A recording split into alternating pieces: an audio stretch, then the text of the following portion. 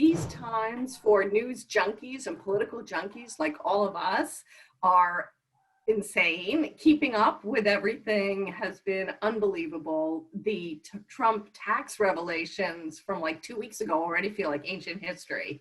So we have a lot to discuss, but I know a lot of people want to go off and watch the town hall. So we'll try to end, as close to 7:30 as we can. Just want to thank everybody for coming in the audience, and we'll make sure you get a little time for your dinner before you go off to watch Biden or Trump. And I'll briefly introduce the panelists. It's great to have Farai Chideya here. She's really a legendary journalist who has got years of experience, including at 538. So you really know your political reporting. And now a lot of us are in the Farai Chideya fan club because of the important work she's doing at Ford Foundation to support journalism, especially by people of color, and looking at new business models. And you've been leading a great discussion on that. There was a wonderful letter this week signed by a group of donors from different foundations talking about how we can lift up voices of people of color and Black journalists. So that's really important work. But on top of that, you've also launched a new podcast called Body Politic, and you've had some really interesting interviews on there. So we'll try to put a link to that in the discussion as well. Yeah. Everybody knows Esther Fuchs because Esther runs our urban and social program at SIPA. You're really our go-to voice on political discussions. I've been almost 20 years at Columbia, and we always listen to you during election time. You helped launch Who's on the Ballot, which is a website to help people figure out who to vote for and how to get information. I use it myself all the time. You were in the Bloomberg administration, and I think as everybody enjoyed hearing, you're always very direct and candid about everything, and particularly New York City politics. Alex Hertel-Fernandez is a newer addition to Columbia and to SIPA, assistant professor of political science, has done really path-breaking work with Theda Skopel on the role that the Koch brothers have played in promoting their very libertarian values in small town America and in local government. But more recently, you've published a book with Oxford University Press on state capture and have worked a lot, I've heard you speak very often, on labor unions and the role of workers. So we've got real expertise in the room and a lot of ground to cover. So I think, yesterday Esther and I were prepping, and we really you were so interesting on this question of voter turnout and what's going to happen in this election. And I was interested last time because middle-aged white women were really part of who was to blame. And I don't hear my demographic getting blamed very often. So I hope this time we shape up. We had a lot of debates in 2016 about, what was the deciding factor? Was it race? Was it economic justice? I think really kind of everybody was to blame. Women in my demographic went out and voted for Trump when I think they should have voted for Hillary. We had low turnout from some of the more loyal Democrats. So Esther, I'm very interested to hear what you're expecting now, and I'll mute. Well, Anya, thanks so much for that lovely introduction. I'm sort of completely delighted to be in the company of Farai, Alex, and you for this really, really important discussion. And I thought what I could do in the context of Anya's question is just provide a little bit of background in terms of how we're thinking about this question that Anya posed to me, which was really, what's it going to take for Biden to win, or for Trump to win, or for either of them to lose in the context of this race. So my background is I'm a political scientist by training, and I taught American parties and elections, presidential elections, for 20 years. So I tend to think about things in the context of that literature and the theory in political science. And then just briefly connect this to what happened in 2016. So when political scientists use their traditional models to predict the outcome of presidential elections, and then when they get it wrong, what they say is voters behaved in unpredictable ways. So that implies, of course, that we can predict on the basis of something how voters will behave. And usually it has something to do with what Anya talked about, which is turnout. So what happens is groups who generally have high turnout turn out lower than expected, or groups who generally stay home somehow turn out in large numbers. And failed predictions usually blame something that political scientists call the campaign. And you would think that we would be very interested in the campaign, but in fact, because it's so hard to quantify what happens during a campaign, it's often sort of used in regression analysis as a dummy variable to account for everything that we can't explain. So it's not that I don't have tremendous respect for this voting literature, but as we all know, after the 2016 presidential election, which virtually everybody got wrong, political scientists, pundits, economists, whoever thought they were in the prediction business, they did not predict that Donald Trump would win that election. And initially, people blamed the polls. And as it turns out, which I learned from my colleague Bob Shapiro's, the polls actually weren't generally wrong, just misunderstood and misinterpreted, or maybe selectively interpreted in some instances. And then if we looked at the campaign, we found a couple of really interesting things. We started to basically argue that we misread the electorate.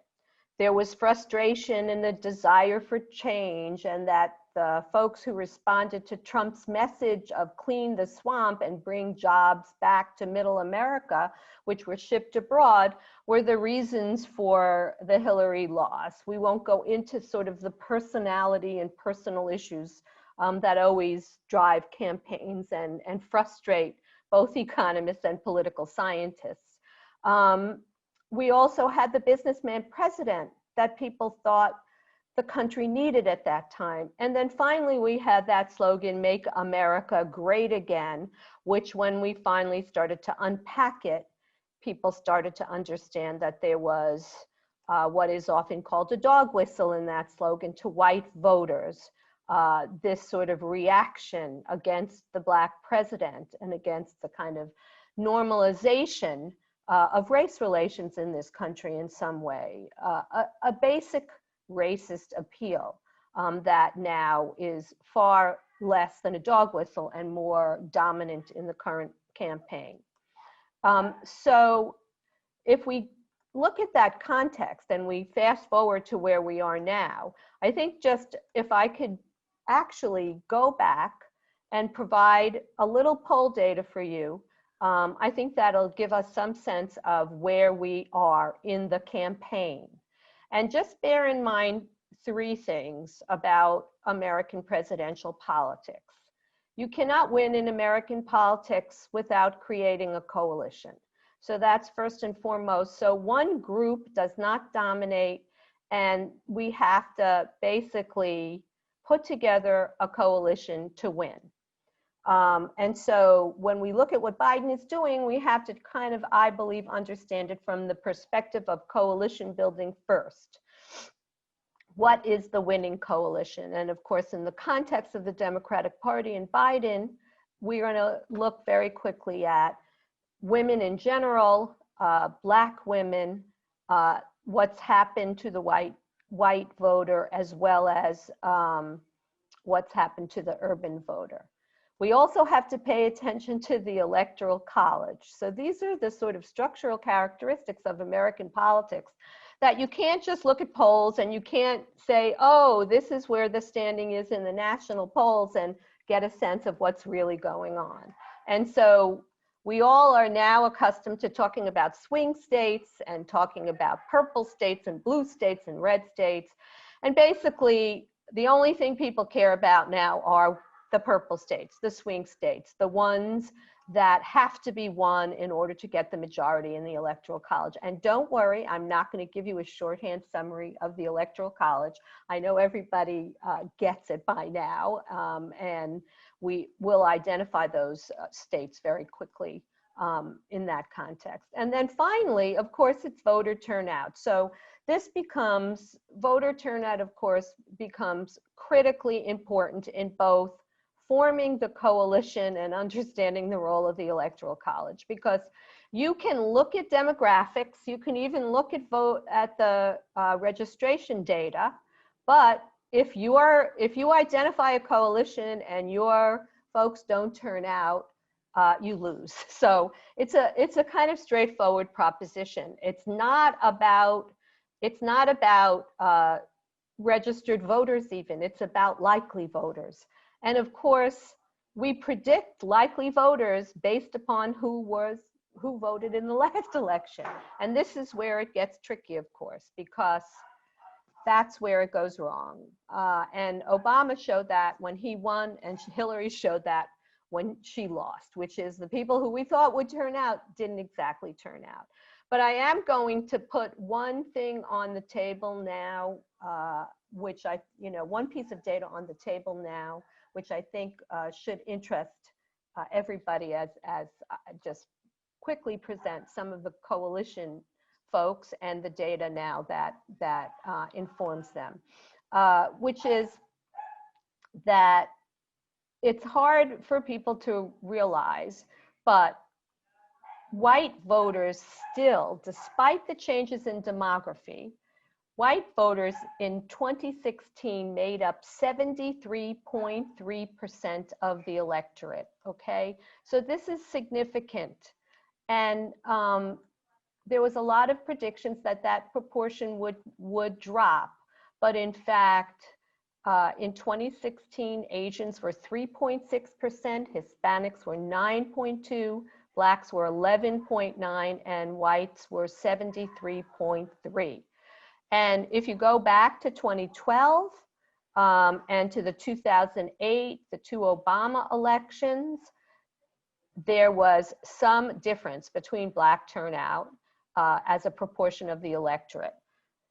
Whites still in 2012 made up 73.7% of the electorate. So they were a greater proportion of the electorate in 2012 when Obama won.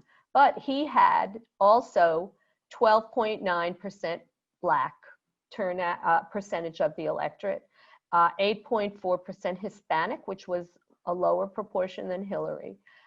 So this is significant simply because when you have whites making up that large number of the electorate, it's really difficult to write off a big percentage of the white vote, as some people were suggesting that Biden should do when he decided to run. You would have to dramatically, so this is where turnout intersects with this proportion of the electorate or likely turnout. You would have to dramatically increase turnout. So it isn't that there aren't significant increases in the voting age population among minorities, Blacks, Hispanics, Asians in this country. It's that whites continue to turn out at greater rates, even as they drop as a proportion of the electorate. And that creates difficulty for coalition building. So I'll just to give you a little taste of what's going on now as using the latest poll data, as it compares to what happened in 2016. I think that's pretty interesting. We know that Biden's coalition will likely be urban voters, Black voters, white college-educated women. Just so everybody knows, there's one really exciting piece of information that I gleaned in the data. There is the biggest gender gap in the history of polling now showing up in this presidential election for women and men. 66% of women are supporting Biden. Only 32% of women are supporting Trump. If this stays, this is very important. If these women turn out, whatever their identity is, beyond being a woman, this will be significant for the Biden coalition. So just giving you quickly the data on urban voters right now. Biden has 70% of urban voters are supporting him. only 25% Trump. Black voters, 89%, with 8% supporting Trump. There's actually been an increase in the support among Black men of Trump. And because we're talking about very small margins in the three states where Trump essentially won the election, Pennsylvania, Ohio, and Wisconsin, the total vote was 70,000 votes. He won in total by 70,000 votes. So losing any piece of the coalition for Biden is critical here. Among Hispanic voters, Biden has 63%. That compares to what Hillary had at the end of 66%. White suburban women now are currently supporting Biden by 51%. And that is the most significant change in this election as compared to white suburban women actually supporting Trump in the overall election numbers. They actually, it's hard for me to say this, they actually voted in significant numbers for Trump, the majority of white women. White college educated women are 62% for Biden in the last Pew poll and only 34% for Trump. They went actually 61% for Hillary. Black women, 91% now say Biden. This is the most important constituency in the Democratic coalition. Black women turn out and Black women vote in highest numbers for the Democratic candidate. They are only 6% supporting Trump. In the final tally of voters in the Clinton-Trump race, 98% of Black women supported Hillary. The Trump numbers barely show up even in the polls. And so Biden's not quite there yet, but it's not over yet, and the numbers are still very high. And then on this sort of magical youth vote, forgive me for saying the magical youth vote, the youth vote shows up and disappears and shows up and disappears. We've got something very interesting here now. It's 59% for Biden and 29% for Trump. And then on the seniors, 49% for Biden, 49% for Trump. Now, the big difference is actually for seniors and not the youth vote. The youth vote went 58% for Clinton. As I said, we're now 59% for Trump. Seniors age 65 and older, only 44% went for Clinton. So now Biden's ahead on seniors, and this is very important. So I have data obviously on the swing states, and I can talk more about that afterwards as it comes up in the conversation. But I just wanted to give people a taste of these polls. The one thing I would like everybody to keep in mind about that issue of the polls being off last time, one of the things that people forgot was the undecided voters. And there was a significant number in 2016 of undecided voters. In the general literature, it's assumed that undecided voters, if there's no incumbent, they usually go with the challenger. And if there's no incumbent, as there wasn't last time, they split fairly evenly. Well, the large proportion of undecided voters went to Trump.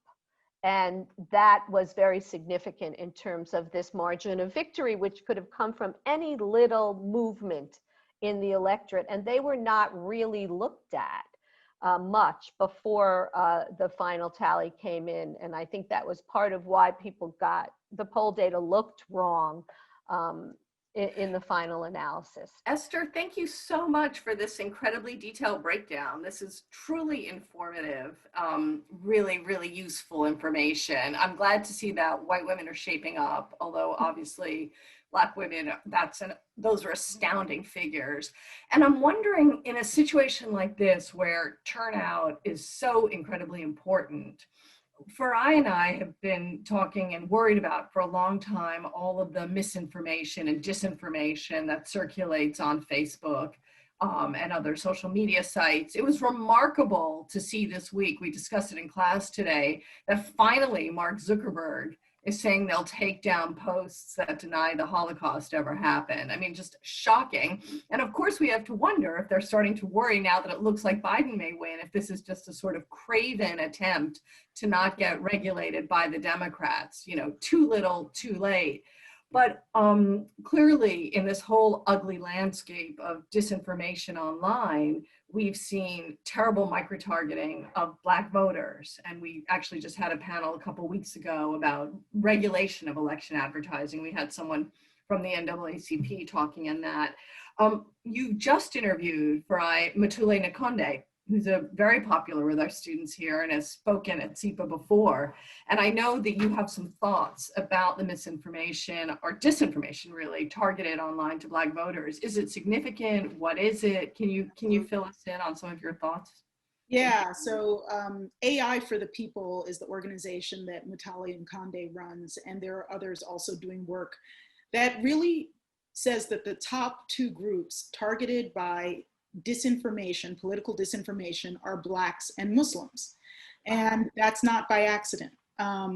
For African Americans, a lot of the disinformation is targeted at discouraging Black voting. So UK Channel 4 just had the whole sort of, basically someone leaked the Cambridge Analytica database showing that they used the word deterrence to show which Black voters they thought they could sway and keep from voting. And the whole point was to just sort of say, there's no point. Like basically like all hope is lost, politics is rotten, don't go vote. And of course, the messages weren't put like that, but that was the effective messaging. So it wasn't like vote for President Trump. It was like, just stay home. All we need you to do is stay home. And it seems to have had an effect.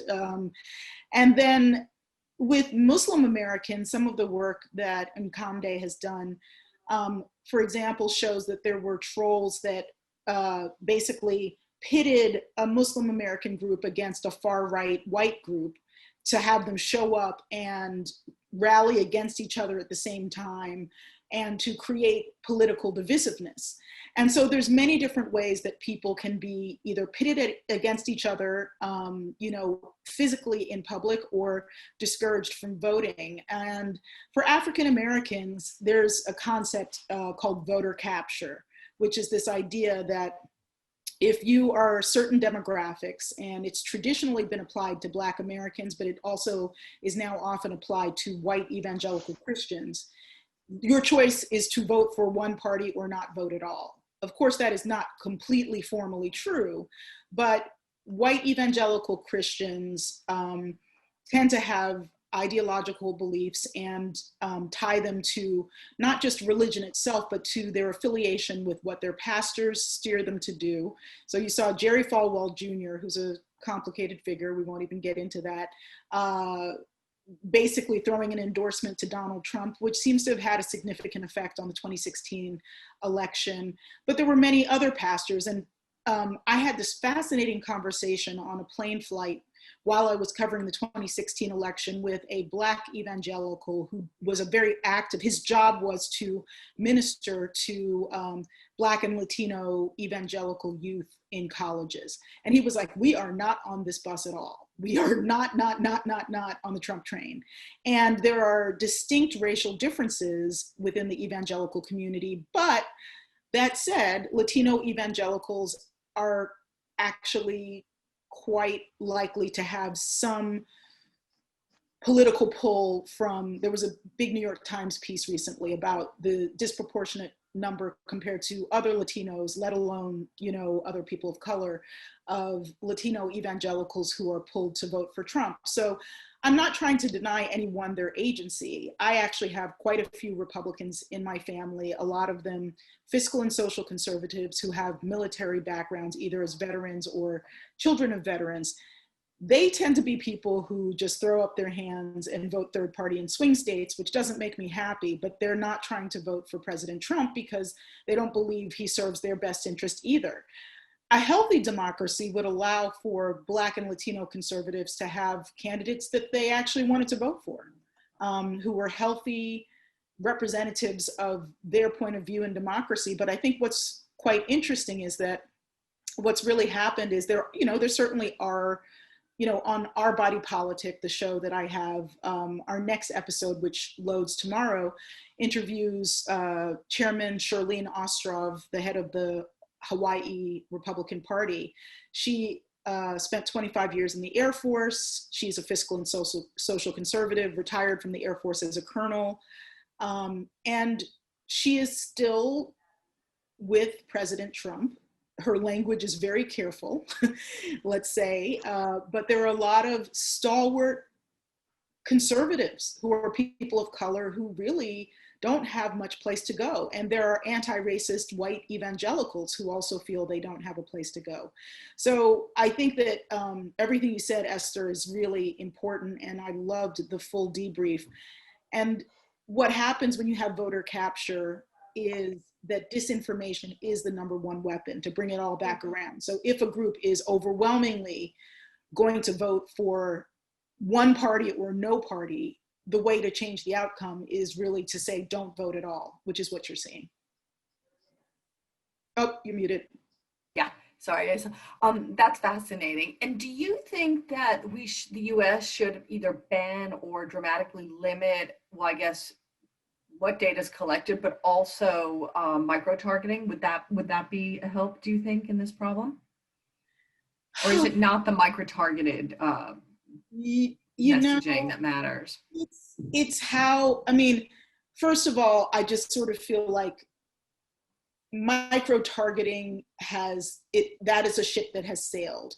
There is a really interesting project that the Markup is doing that has, data transparency, so you can see how you're being tracked by sites that you visit. And so things like that are really interesting. There have been,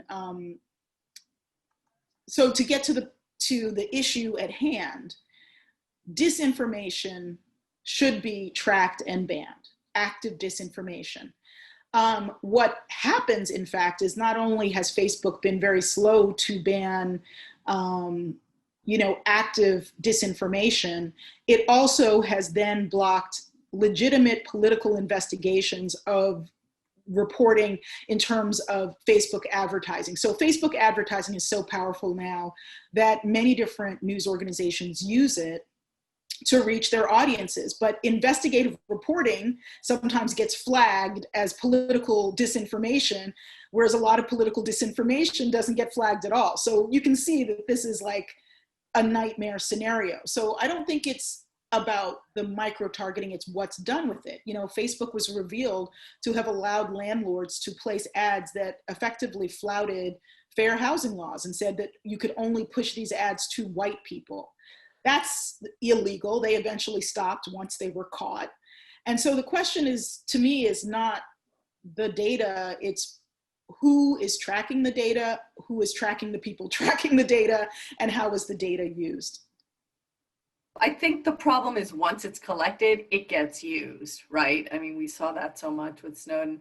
I think it's obviously the work that journalists are doing and people like Julia Angwin and the Markup, it's obviously incredibly important. But I also agree with Joan Donovan from Shorenstein, who says then academics and journalists are supposed to clean up the mess that Facebook created. So we have this fantasy that if we have enough journalists covering all this bad behavior, something will happen. But I think what we've seen since Trump is you can cover the hell out of stuff, but if people aren't listening or there's so much of it, then the salience is lost. So I do think and journalists will never be able to fact check Silicon Valley into compliance. It shouldn't be our job to do so. And the thing is, it would be great if there were effective ways to opt out of tracking. And so, I think a lot of people, it's just that we don't have choices. We effectively don't have a choice, and we should be given a choice to opt out of a lot of different types of tracking. Yeah, I agree. And I do think regulation is just incredibly important. So let's hope something will happen. So Alex, I think this really leads nicely to some of the stuff that you've been looking at about labor and the sort of capture. Capture keeps coming up. It's a sort of general theme in our discussions by the elites. What are your perspectives on what we're seeing now? Yeah, thanks, Sonia, for the question and for the opportunity to participate. I should say at the onset that I try and keep Thursday nights free for phone banking, but I made an exception because I couldn't resist the lineup that we have for this panel. So I wanted to take a step back and actually pick up on a thread that Esther raised, which was the structure of our political institutions, and in particular, the Electoral College and the Senate, because as you think about elite capture of American government and the ways in which it has created unresponsive policy that has had all sorts of negative feedback loops for the American public, that so much of it is ingrained in our Constitution in really pernicious ways. And I think we're seeing some discussion now of possibilities for major structural reform, particularly on the Democratic side. And so I wanted to put that into some context and talk about the stakes of why it seems that that's such an important move for Democrats to make. So I think it's common knowledge that the Senate has long skewed towards rural areas, but it's actually only recently that that has accrued to the advantage of one party over the other. It used to be the case that the parties were quite split in their representation of rural areas. But now, because you've seen the emergence of a Republican Party that is so heavily rooted, as Esther explained, in white identity, especially white rural identity, the Senate has a strong Republican bias that ranges anywhere from 3 to 6 percentage points, depending on how you do the exact calculation. But that means that it's increasingly possible for the Republican Party to win control of this very important branch of Congress without winning majority support from the public. And that's important because it's insulated the Republican Party from political backlash as it's pursued what I would say are a very unpopular set of policies in recent years. Policies directed at the sort of wealthy interests and like the Koch brothers, but also the corporate sector as well, that are pushing the Republican Party ever more to the libertarian right, whether it's on repealing the Affordable Care Act, passing upwardly regressive tax cuts, or deregulating important parts of the government. Those are things that majorities of voters, in many cases, majorities of Republican voters just don't want, but the Republicans can get away with passing these things or attempting to pass them because they don't have to win national majorities as they might in a different electoral system. So I think this presents some really concerning developments for what we think of as representation overall, but it's especially the case that this skews representation away from racial minorities. And the problem is only going to get worse as we see increasing population growth, especially non-white population growth, away from the states that are favored by the Senate. A recent New York Times calculation that I just found so striking was that Black Americans have 3/4 of the representation that American whites do in the Senate as a result of the fact that they're concentrated in more populated states. And for Hispanic Americans, it's just over 55% of the representation that white Americans have. So the Senate is a fundamentally unequal and unresponsive institution, that, and the skew is only going to get worse. And so I think that's why the fact that the Democrats are now discussing reforms like adding additional states, whether it's DC or allowing Puerto Rico to decide whether or not it wants to enter the Union, or even the Virgin Islands for that matter, is an important part of this conversation about making democracy more responsive to what majorities of Americans want. And I think if Democrats don't end up pursuing these reforms, then it's going to be really hard going forward on the party system on both sides. The Republicans are going to be further insulated from electoral accountability, which will, I think, facilitate greater ideological extremism. And the Democrats are going to be caught in a hard place as it becomes harder and harder to win national elections. One recent estimate that I saw is that after 2020, the Democratic possibilities of a trifecta in the federal government dropped to about 5%, unless there's some sort of structural reform going forward. So that's a real obstacle, I think, to representation in the country. We were just talking this morning about, will the Supreme Court allow Obamacare to keep happening so as to stop Biden from packing the court, which I have, by the way, completely converted on that view. My husband's been saying for years that we've got to pack the court, and I kept saying you can't do that. And now I agree, pack the court and have term limits. It's really terrifying, I think, what's happened. Yeah, I agree, and I'm a little concerned by the rhetoric around court packing that focuses so centrally on the advantage that it would accrue for Democrats, because I think more generally it's a minoritarian institution that is impeding democratic representation of what national majorities support, and that includes both Democrats and Republicans. And so I agree that the court is another area of concern, and it's definitely been an area of elite capture, a venue in which concentrated wealthy interests have pursued policies that have been very detrimental to workers and consumers. I had a really interesting conversation. I socially distanced with a college buddy of my father's. So this man is Paul Rifkin, the lawyer, who's about 86. And his father had written a brief, I think, against court packing way back in the day when Roosevelt had tried to do it. So it was quite amazing to have that historical perspective. And Bob Rifkin gave me, I think, the one convincing argument I've heard against packing, which is if you have term limits, you never want to have judges who will later on have to go get jobs maybe in the private sector. So I thought that was interesting, but otherwise I think I'm still in favor. And that can be dealt presumably with revolving door laws of some kind, I hope. So it's interesting you mentioned that. It could be a potential backlash effect for the conservative judges that Trump is naming that are in their 20s and 30s, who may find that as they have children and have to pay for college tuition, that they may not be able to support themselves on a judge's salary. Yeah. That's actually that's really interesting. Good point. Yeah, because they're all so young.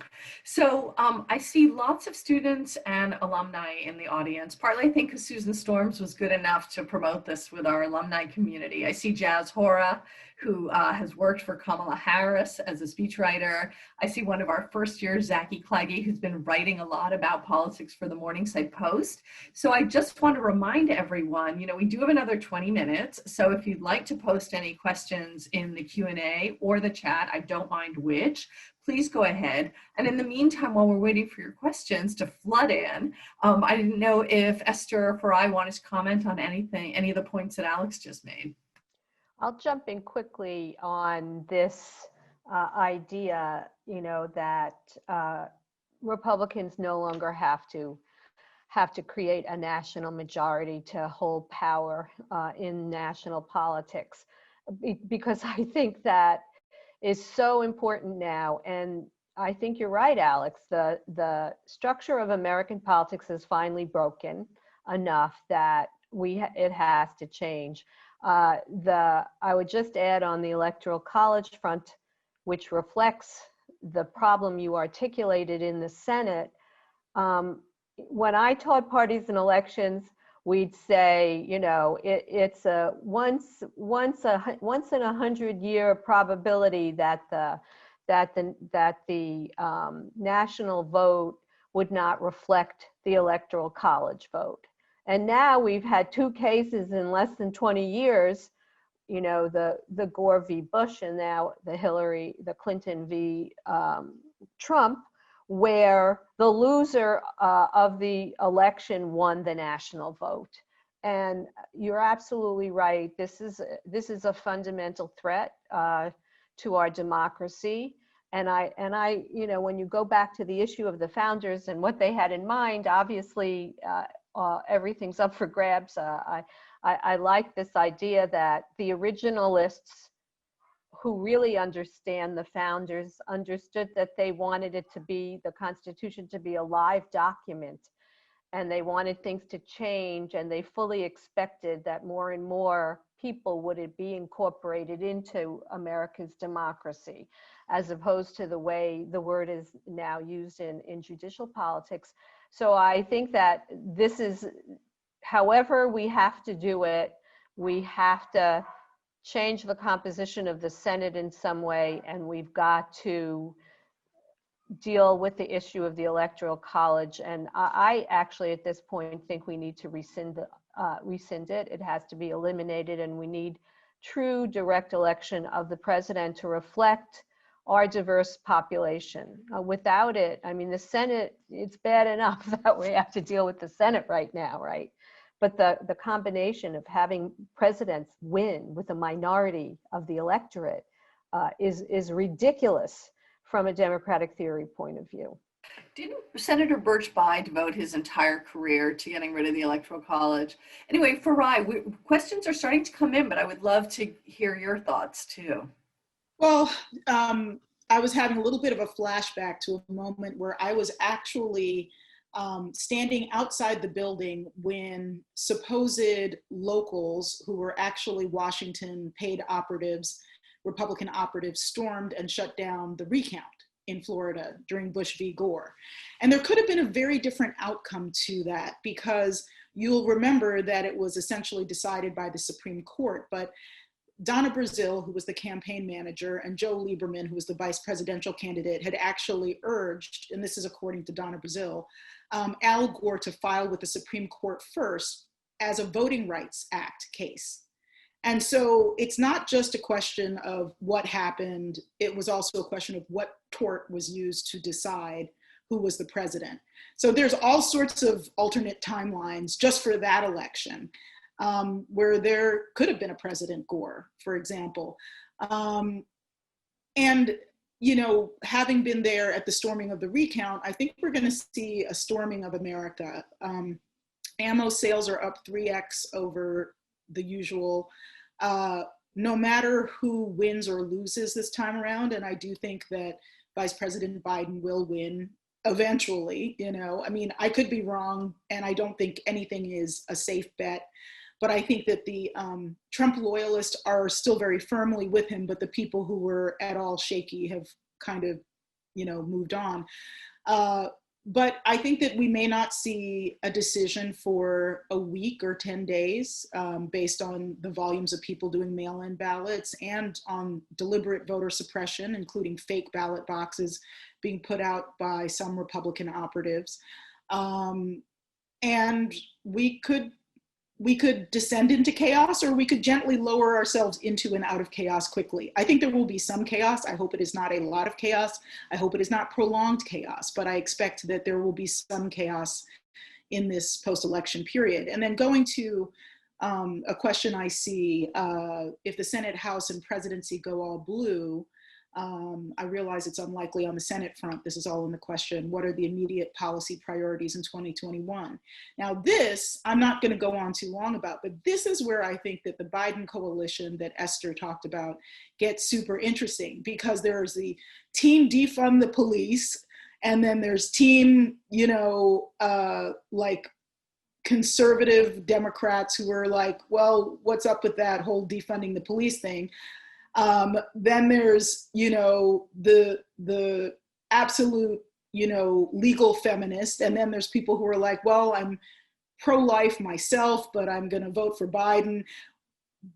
If the Democrats sweep the table, it's still not going to mean everything is decided, because the coalition will have been broad enough ideologically that there will be a lot left to determine. So I will leave it there, and you can pass the mic. I guess I'll pick up where you left off, and you know, there's going to be enormous pressure, I think, as you just mentioned, Farai, to pass all these different priorities. But one important thing to note is that a lot of this coalition bargaining has already happened. I'd point to the Biden-Sanders unity task forces as this really important moment where the progressive wing of the Democratic Party was bargaining with the more centrist wing to figure out what a policy agenda might look like across a whole range of issues: environmental policy, labor, paid family leave, and caregiving. And if you look closely at those proposals, you know, I think they do a lot of work to bridge those two camps. I would say pay close attention to the economic recovery bill. Surely that's going to be the first bill that the Biden administration comes in ready to introduce, like the Obama administration did with ARA. And you're going to see it as an opportunity for a lot of constituencies within the Democratic Party to address their own pet programs. You know, you could think about that as a vehicle for paid family leave, for instance, for unemployment insurance reform. You know, I've even heard immigration rights activists thinking about the economic recovery bill as a way for to introduce some changes that would set up a later reform package. So keep your eye on that for sure. Just to jump in for a quick second here, this is really the first panel discussion I've been on about the elections that didn't start with COVID. And I'm kind of happy about that, I have to say, that we've started to look beyond that to sort of long-term issues that will be impacting our politics and how policy will play out once the election is decided. But while I agree with you, Alex, that the economic recovery bill will be significant, I actually think that what Farai was talking about, which is potential violence in the streets, could upend so much. And the pandemic combined with potentially racialized violence that could follow this election. The pandemic is not going away, so it's still going to be there impacting people in every facet of their life, including economically. And then Trump is going to be sitting there, assuming for the moment that Biden wins. Please God, I have to do what my mother does, which is kind of ward away the evil eye, and say, hopefully, there's going to be several months before he steps in, where Trump certainly will be damaging in a very significant way. So we're not going to jump in to the agenda quickly. I believe that the Democratic platform reflects the accommodations to the progressive wing and the desire of Biden to, sort of increase wages and so bring back jobs for working class, both minority and white. I think that there's going to be other things on the table, unfortunately, that will have to be dealt with first. And of course, the last thing I'd add, echoing the discussion of the Senate, a lot of it hinges on, are they willing to eliminate the filibuster? I think we're in a very different world if the Senate Democrats decide to retain the filibuster. Yes. Whew.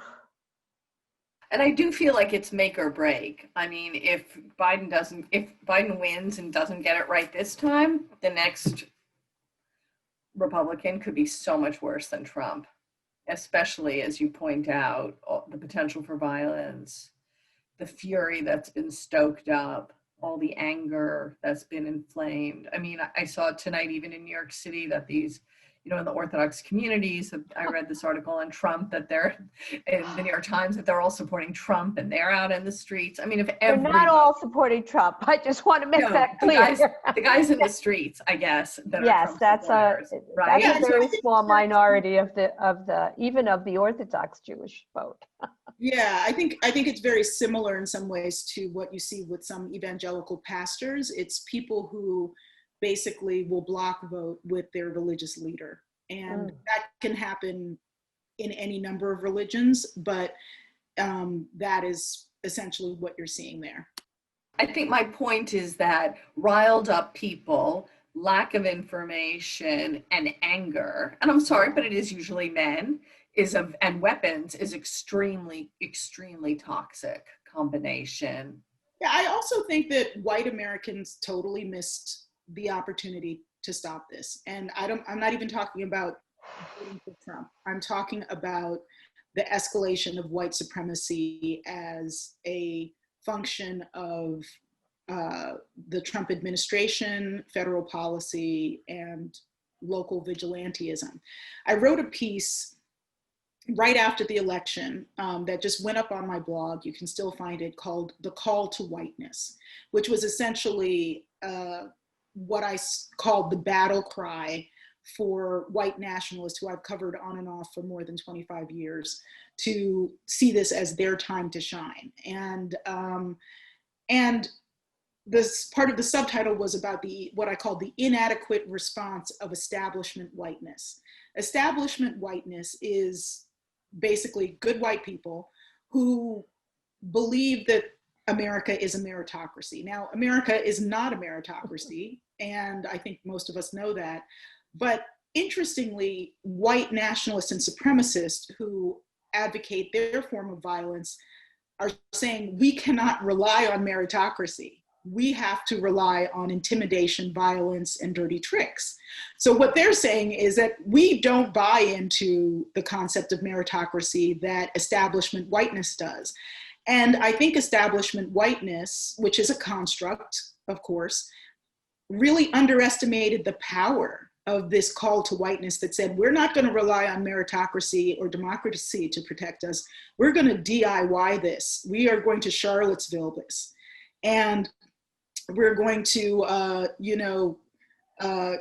watch the bird watchers in Central Park this. You know what I mean? Like, there is a whole range of responses that are anti-meritocratic whiteness that are embraced by very different demographics. And I think that people who specifically are white Americans who believe in meritocracy did not understand the threat. Like, I don't believe that meritocracy exists in real practice overall, but it is a goal to be strived for. You know, I still believe that we need to strive for it, but basically white nationalists and supremacists are saying, like, to heck with that. And establishment whiteness did not pay attention to the erosion of that. I also think, Farai, that's a really interesting point, and I would even broaden it. I think that after 2016, it was so interesting seeing who believed in our institutions and who felt they were fundamentally sound and strong and who didn't. Personally, coming from a family that was refugees from 3 different wars, right? Russian Revolution in 1939 in Spain and France in 1941, like, I was always ready to pack my bags. But I noticed at conversations and at dinner parties, there were so many people that, had grown up in the Midwest or gone to Harvard or, do you know what I mean? Who are so much part of the establishment, and it couldn't feel how dangerous things could get. And then there's other people. So I would say not even meritocracy, but just institutions. Did you believe that they were fundamentally sound and fair and functioning or not? Yeah. And some of us are like paranoid, basically, like me, but turn out to be with good reason, I would say. Yeah. Right. And I would just throw out that I have a circle of friends who, I have many different circles of friends, but in one of them, it's all women around my age. A lot of us are college classmates, but not all of us. But we kind of discussed that we all did have this lack of faith. One, like that institutions were never going to crumble. So you have, kids of Chinese immigrants, you have grandchildren of Holocaust victims, you have a woman whose mother was older when she gave birth to her, but her mother, she's a woman about my age, but her mother was like 3 years old on the outskirts of Hiroshima when it was bombed. And of course, my family, Jim Crow on one side, colonialism on the other, all of us are like, yep, better keep a go bag, and I'm just saying, That's fascinating. I'm triggered all the time. I am so triggered by all of this. I think every single day about how do I get out and where do I escape to? We have a split in our immediate family about that, and I really was one of those people who thought institutions would not crumble. That was until Donald Trump got elected. So in 2016, my view changed, but a lot of people didn't change their views, and it really has taken up until now for people to really, I think, understand, the danger and the terror of this, particularly the lawyers, who for good reason have believed that we would be protected by the courts. So even if the Senate fails us or the Congress fails us, the presidency fails us, but essentially as Trump packed the courts and as Barr subverted the Justice Department, the lawyers have had a really hard time, as he stripped agencies of their authority. The lawyers have had a hard time now saying these institutions will last through any individual. We've seen what's happened in Poland and Hungary. Before I close it out, and I swear I'm going to close out on a positive note, I didn't know if Alex or Farai wanted a final word, or Esther. Yeah, so I was actually going to end on a happier note, thinking about familial inheritances of these memories from the past with political uprisings and upheaval. So my family's from Chile, and what we've been talking about a lot is the 1988 plebiscite, where by a democratic vote, people voted out a dictatorship and voted in a democracy. And we just keep thinking about that as a model where even under extraordinarily oppressive conditions, people can exercise the vote and make a real difference. I want to say something positive. I've been watching the clips of early voting, and despite all efforts to suppress this vote, especially in minority communities, people are out, and with COVID, people are out there getting on these lines, waiting for hours with their masks on, and they're voting. And I actually think there's going to be a significant increase in turnout in this election, that people do recognize the importance of this election as it relates to the democracy that we cherish. And gee, I am optimistic about the ultimate outcome. Great. Farai, last word. It's up to us. Mm-hmm. You know, whatever the future is, it's up to us collectively. And some days I'm more hopeful than others. I believe there's still beauty in America. I've been to 49 of the 50 states. And I think it's going to get tough for a while, but ultimately I do believe something better will come. I'm getting amazing messages, by the way, from friends, in places like Malaysia, telling me what to expect. And one of my favorite was a friend who'd lived in Nigeria said, "Oh, don't worry. We were all so pessimistic, but things worked out in Nigeria and people asserted themselves." So, it will here too. The good people will come out. I think my main optimism is what all of us see every day, which is our students, and the level of engagement and the level of passion and commitment. It's been really inspiring to see, remember in 2 years ago, we brought AOC here, remember? And how engaged the students were. And those student groups that helped with that event are carrying on now, and our alumni are talking to our current students, and we've been connecting them. So I'm really happy to see SIPA engaged. And one of the reasons we've been doing this series of election events is to remind everyone to get out and vote. Don't be that magical, mysterious, can we count on you, elusive youth vote, but to actually vote. Next week, we're having a group of international foreign correspondents from around the world coming, because every 4 years we do the US elections through international eyes, and we get journalists from all over the world to come and talk to us about what's it like to tell about their people back home about the United States. So I also want to thank Susan Storms from Alumni Affairs and Paul Hirsch with Columbia Global Centers, because they've done a wonderful job of bringing our community members together and inviting them to this event.